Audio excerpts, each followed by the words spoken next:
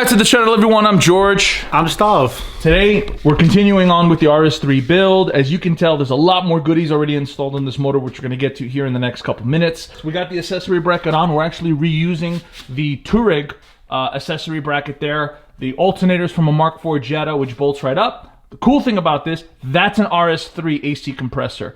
A lot of you may think, hey, listen, you know, this is a Mark IV, same kind of configuration transverse. This is actually a Touareg accessory bracket that we're using. So to our surprise, the AC compressor bolts right up and the RS3 AC line bolts right up. And I know what you guys are thinking. Oh my God, they're reusing air conditioning in a race car. Well, this car had air conditioning before with all the shenanigans that we did on this channel, with all the ripping around that I did. It's only fair, and I think it's right, that we continue to use air conditioning for the time being while the car is going to be in this mode. And then down the line, in the next few months, as the car makes more power, it gets a lot more aggressive, and the eventuality that I'm going to have to cage it, get really aggressive. Right now, the fastest RS3s pretty much are running all carbon panel, sunroof deletes, all that jazz. The car is pretty much full weight aside from the seats removed. I want to keep in that same tradition, all right, and get this car ripping in the street as a daily with air conditioning, cruising around, going to the drag strip, going a half mile like I did before. And then when we're ready to just make this a track animal, cage it, remove the carpet, remove the sunroof, go with carbon panels, and then we'll cover that later on down the line. For the time being, though, what we did find is a bit of a struggle is that the intake manifold, the off-the-shelf 034 intake manifold, doesn't fit because the serpentine tensioner setup that I put is from a Mark IV, pretty much Jetta. The 3.2 accessory bracket, which I'll show you guys a screenshot real quick, has the tensioner towards the middle of the accessory bracket. It doesn't have it like the Mark IV Jetta. And why pretty much are we kind of worried about the two different setups? Because we don't use the right parts. So I would have to buy a 3.2 liter A3 accessory bracket, which I don't have. And number two, the most important part is we have the Touareg accessory bracket. I know the air conditioning module, the compressor bolts right up and the lines right up. I want to continue using this. So I'm going to be converting this 3.2 liter. You said we could have bought the right parts and not have to modify anything, but we chose not to do it. Well, I mean, aside from what this channel used to be with, you know, with the RS3 is just bolting on parts, we're going to be modifying a lot of our parts, welding, fabricating. As you know, we fabricated about 95% of the components on this setup for the turbo kit, for the intercooler setup and all that jazz. But moving forward, this is a small little side step. We just have to modify the intake manifold just to fit. It overhangs about a ½ inch. So to my point, here it is. Which is kind of cool about the 034 intake manifold is that it pretty much is a modular setup. This cap unbolts from the back.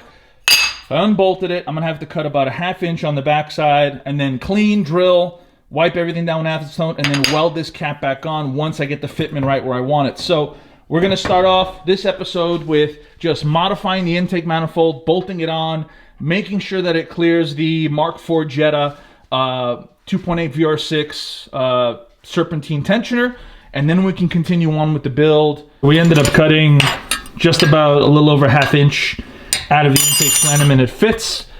We ended up prepping the cap too, getting it ready. Soaking in acetone. Yeah. Scrubbing, cutting it, grooving out all the holes. It looks kind of weird. Kind of looks like a razor took to it, but I did that because all the holes were all nasty and gunk. Whoever had this intake manifold before, again, this is an old discontinued intake manifold. They use a lot of Loctite to put a lot of these old bolts on. So what I'm going to do is do a small bead, tack it all the way around, and then do one final bead all the way around with a much thicker filler rod. But I'm going to wipe this down, make sure it's 100% clean, wipe down the inside, make sure we get nothing in there. And then I'm going to be plugging these holes as well because this is going to be blocked by the serpentine tensioner.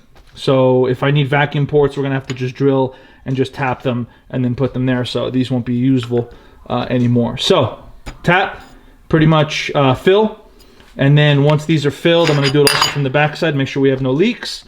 I'm going to tack it on here, and then we're going to continue on, and I'll do some time lapse for you guys so you guys can see how this is going to get welded. Again, not professional by any stroke of the imagination. Definitely not professional by any imagination. Junior, very super novice welder here in my home garage, so take everything you see with a grain of salt. Still learning, so if you have any tips and tricks. Novice or novice in English?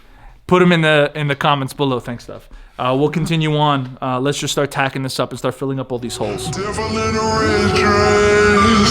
Call 911, I'm a killer. You know I hate to confess.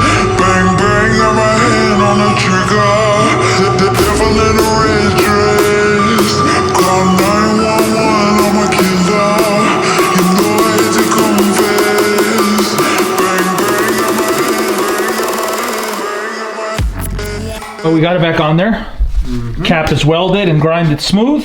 Looks like we got about an eighth worth of clearance. We actually threw on the 3.2 Touareg tensioner, as the Mark IV has a smaller pulley. I think, how many ribs was it? The Mark IV 6. 6, right? And then the R32 had how many? 7. 7. So we just went with the larger pulley on the tensioner for the serpentine belt to match up with the pretty much the alternator and everything else. Turning events, we're actually going to just stick with the Touareg AC compressor. Why, George? Why would we be sticking with the Touareg? Well, it just makes sense because of science. It fits, it bolts up. Everything is pretty much the same. No other reason but that. You know, maybe Stav can explain a little bit more on an engineering scientific level why we're sticking with the Touareg one. Well, we broke the RS3 compressor. I'm not gonna mention any names, but either way, the shafts are different. It's not compatible, but we did break. We found that after we took it apart. After we broke it, but still. So we used a puller, not realizing there's a retaining clip here, and then we cracked the casting on that as it was pulling out. So retaining clip actually keeps the pulley in. Well, you asked me, is there anything left, any clips left? And I'm wearing sunglasses. I don't know why I'm the last choice here. So I just want to throw that out there. So yeah, no other reason other than scientifically we fucked up the RS3 compressor, but luckily the connectors are the same. Luckily it bolts up the same. And instead of buying a new RS3 compressor, which is probably a lot more money than a Volkswagen Touareg, yeah, not our proudest moment. But this thing is trash. I'm surprised. Usually when things break, you're like, I'll weld it and then grind it down. You haven't said that today. Maybe in a week you'll say that, but it is what it is. I don't want to say it on camera, man. We got to hide that stuff. Oh, you're right. Transparency, yeah. And pretty light. Look at that. So the intake manifold fits now with the tensioner. Got the AC pretty much figured out. You know, we R&D. Correct. Stop. Get your hands off the billet, son. Oh, you're right. Get your hands off the billet, son. Dirty ass hands. I'm a male model right Anyway, whatchamacallit. Now, and just for transparency, we're not going to leave the fuel line like this because people might say, why are you putting a fuel line over a hot alternator? We're going to make a heat shielding. No, I'm going to put a nice little shield here and then one that goes over where the belt. So in case the belt breaks, it doesn't actually cut the fuel line. So it's going to run over the side. It's going to be nice and hidden. But I'm going to build probably something aluminum, just the bolt to the back, and I'll just have a little shield here and something that goes over and covers the pulley again, so it doesn't take out, number one, the AC line, and also doesn't take out the fuel line and cause a fire. So flex fuel sensor is in. We finished the fuel line. That's going to travel underneath the intake manifold, nice and hidden. I was thinking about doing a 180 line, kind of like I had on the B5 to go over the top, but I think that would clutter the engine bay, and this actually looks a lot cleaner, a lot nicer. The fuel line kind of dips around, goes underneath. It does add, I mean, pretty much it just adds an extra foot, maybe half a foot worth of fuel line, but I think the result is a lot cleaner of a finish. But it's returning. It's a added section in the return side, not the actual pressure side coming in. So yeah, but it's just adding more line where we don't need it. But the goal or what it's achieving is just making things a lot cleaner here. We're pretty much ready to at least start tinkering with the wire up and start learning and start seeing what we need. So let's do that. I'm gonna clean up the shop here just real quick, kind of make everything a little bit cleaner. We'll lay out the stock wiring harness. We'll bring out the SYVECS ECU, and we'll start figuring where things go. There's the RS3 stock engine harness, part of it anyway, pretty much laid out on the floor. Kind of cool thing is we noticed the injector harness for the RS3, as you can see, 07K labeled on there. It's only for 5 injectors, but they actually plug right into our FIC 2150 injectors, which is kind of cool. Those are OEM connectors. So it looks like... George, some people might say your car's going to be fast. You got 5-cylinder parts on your car. But it's kind of cool that the stock harness will work. We just have to add now inputs and wires now for the 6th injector. The plugs for the coil packs are different, but we may be able to reuse that harness and wire in those plugs to fit the Phaeton W8, not the Phaeton, the Passat W8 coil packs that we're using. The RS3 coil packs are just not deep enough to go into the VR cavity to go to the spark plug, unfortunately. So we're going to be using the W8s that we use on my 24 valve. Yeah, you can pull one of those bad boys out. See, actually, Is it close? No, it's pretty close. But it's almost a half-inch longer. Will it go in? Yeah, it's too short. I think it's trying to catch. Yeah, it's just a little too short. Correct. Yeah. And unfortunately, coils don't get sparked through Bluetooth. You can make connection. We're going to be laying out this harness and slowly connecting everything back to see what modifications we need, what we need to add. Stav's making a list of all the sensors that are on the RS3 harness. Like where's that crank sensor that we found before, Stav? Crank sensor right here. So this is the RS3 crank sensor, obviously very different than what the VR is going to run. The VR is going to run what, a Hall sensor? No, right? the VR runs a VR actual sensor, variable. Look, this is also a VR sensor, but different style. This looks just like won't bolt up. I believe this is the pickup off the flywheel on the RS3. That's why it goes into the transmission. And that goes into the crank. Yeah, correct. Okay, cool. So I mean, very similar and very different at the same time, but looks like it will. We're kind of halfway there, and it's. To be honest with you, I don't want to talk before we get this thing firing, but it's the easiest thing in the world, man. world. Now, George, me and the mad scientist got to rip apart the harness and replace the connectors we don't need. Yeah, so we're gonna be cutting out some things too. So here's the direct injection harness. This is gonna be completely removed. These two plugs, as we're not running DI injectors. Garbage. There's also an entire section of the SYVECS. Excuse it, it's kind of jumbled up everywhere.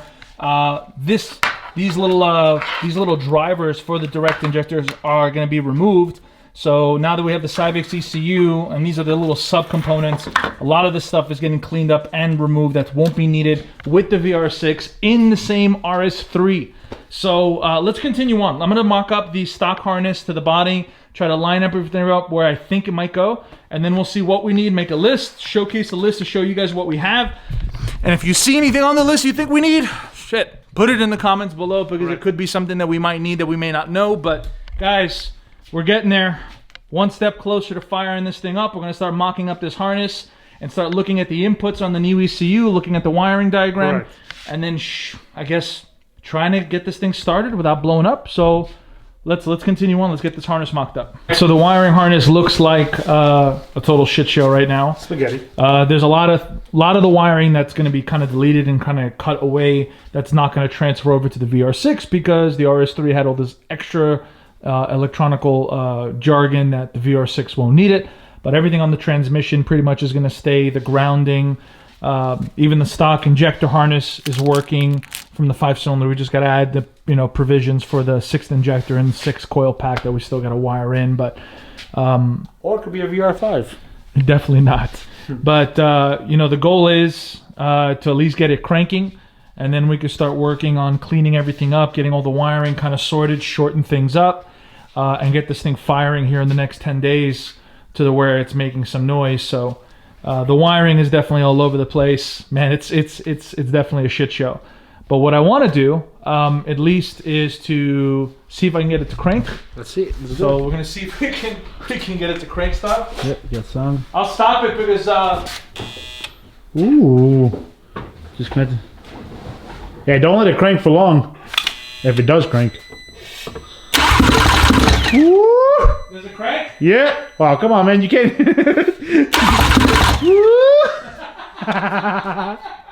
That's cranking, no? Yeah. Yeah, we got the crank sensor and everything. Cause yeah, it's definitely cranking, George. Ooh, sounds like it wants to fire right up. Not running yet, but cranking now with a foreign engine in the RS3. Still a lot of the OEM harness that, again, we're going to have to modify, crimp away. We're learning as we go. We got a bunch of connectors and wiring loom that's on the way. So this is what we can kind of wire now. I don't know if I'm going to reuse this.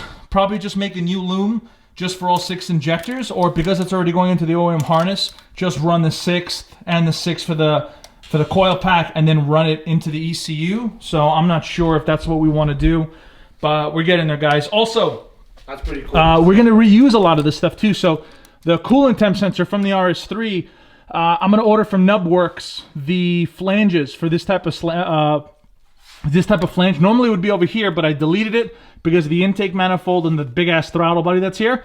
But I think I'm going to tap it and install it right here so we get to reuse it in the same location. Now we just got to figure out, once we get everything going, what in the RS3 engine harness will stop it from starting. Correct. So what sensor, air intake temperature, anything that we have to delete on the SYVECS to make sure that everything is hunky-dory, that we're not going to reuse on the RS3 or the 6 on the VR6. Correct, and we're also going to return system compared to the return list, so we're also going to add a fuel pressure sensor, which you didn't have before. Got it. Okay. So there's a lot of things that we're going to be adding here. All right, guys, I know it looks terrible, but we're getting there. It's cranking. So far, no leaks. We got the tub under there just in case anything dumps out. Let's go for a drive. It's not ready yet, but we're getting there, guys. I think overall, I think in the next 10 days we'll have this thing firing and running on the stock block, and then maybe even moving on its own power as long as we get the front end on and the coolant system we haven't designed yet. So once the wiring is sorted, we just have to make coolant lines for the trans to the motor, the side radiator here, and the radiator that's in the front. And I think we can do that here in-house as well. Yeah, I think we can do that, guys. But hey, I'm going to cut this episode off, guys. Wiring has officially begun here at Malaka Motorsports.